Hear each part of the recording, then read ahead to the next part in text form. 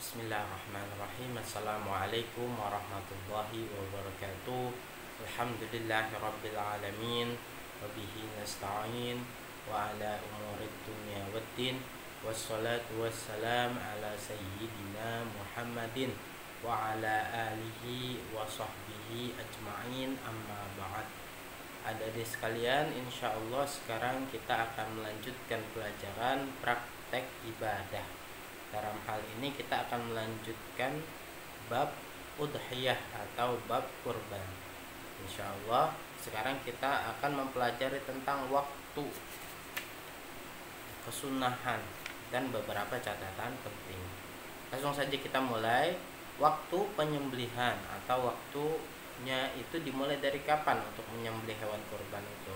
Jadi penyembelihan hewan kurban bisa dilaksanakan mulai setelah terbitnya matahari dan ditambah waktu sekitar cukup dibuat untuk sholat 2 rakaat dan 2 khutbah yang ringkas.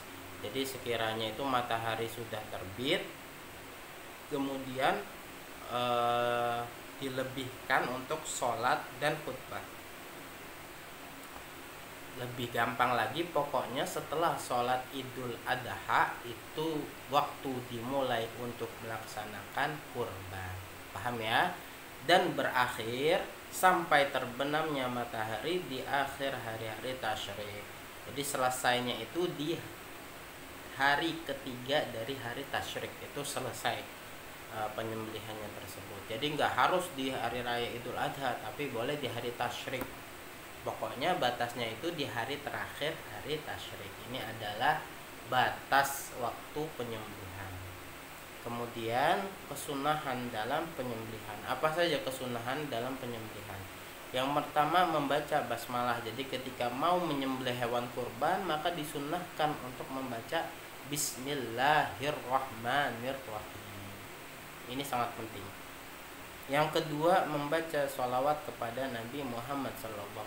Membaca sholawat apapun, pokoknya intinya sholawat kepada Nabi Muhammad SAW. Yang ketiga, menghadapkan sembelihannya ke arah kiblat. Begitu juga orang yang menyembelih disunahkan menghadap kiblat. Jadi baik orang yang menyembelih atau hewan yang disembelih itu disunahkan keduanya menghadap kiblat agar mendapatkan kesunahan. Paham ya? Selanjutnya yang keempat, membaca takbir Allahu Akbar sebelum dan setelah basmalah sebanyak 3 kali.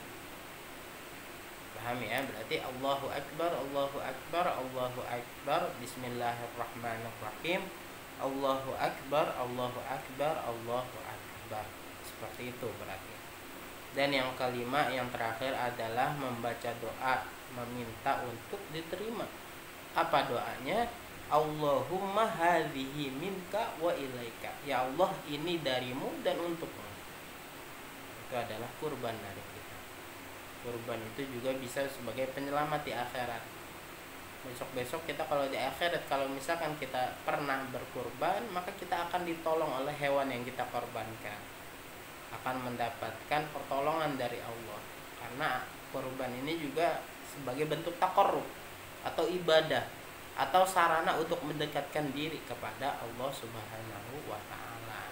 Jadi kalau misalkan ada adik besok-besok ini punya kelebihan rezeki, bisa untuk apa? Berkurban pada hari raya Idul Adha. Bisa dicicil dari sekarang, atau ketika ada adik sudah besar mendapat gajian, itu bisa seperti itu.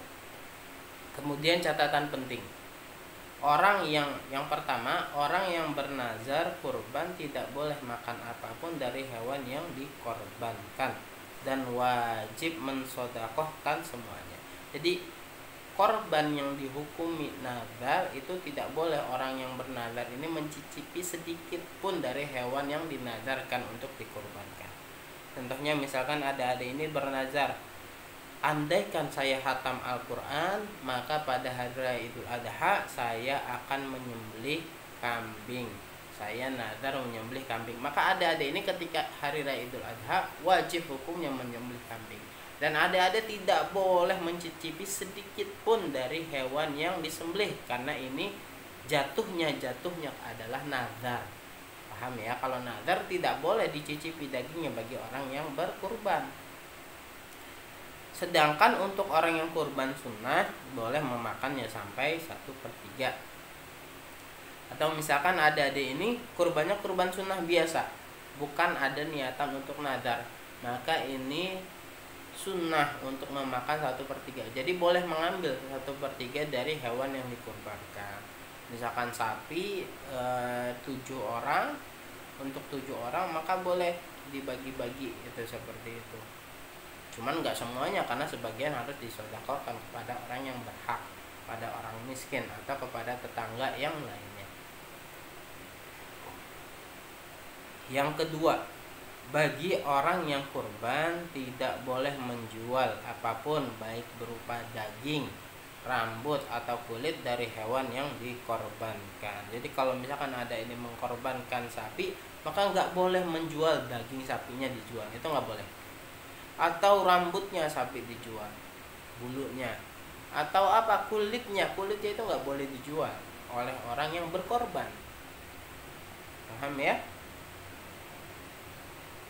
Termasuk juga tidak diperbolehkan memberikan apapun dari hewan kurban, baik itu daging atau kulit, kepada orang yang menjual sebagai upah dan ongkos, itu nggak boleh. Jadi kalau misalkan adik-adik atau misalkan orang tua adik-adik ini meminta orang untuk menyembelih hewan kurban, maka tidak boleh daging itu diberikan kepada orang yang menyembelih sebagai upah, itu tidak boleh. Harus dipahami ini. Hendaknya bila menginginkan untuk memberi upah dan ongkos harus memakai harta lain selain dari hewan kurban. Jadi misalkan kita kasih uang 100.000 atau kita kasih uang 50.000, atau kita kasih beras misalkan 2 kilo misalkan. Paham ya? Jadi jangan diberikan dagingnya sebagai ongkos.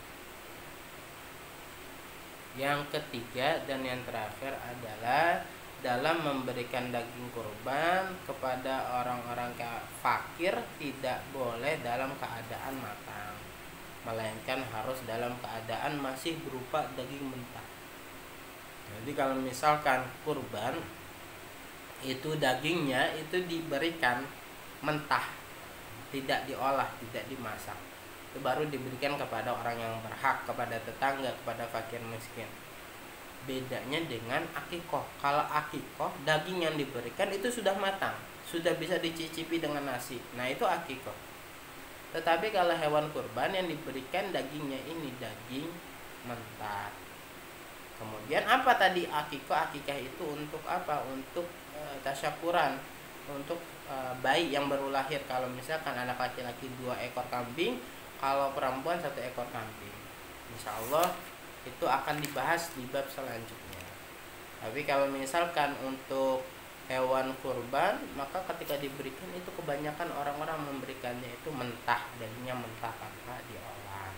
Paham ya? Sedikit pembahasan pada pelajaran hari ini, mudah-mudahan bermanfaat. Kurang lebihnya saya mohon maaf. Wassalamualaikum warahmatullahi wabarakatuh.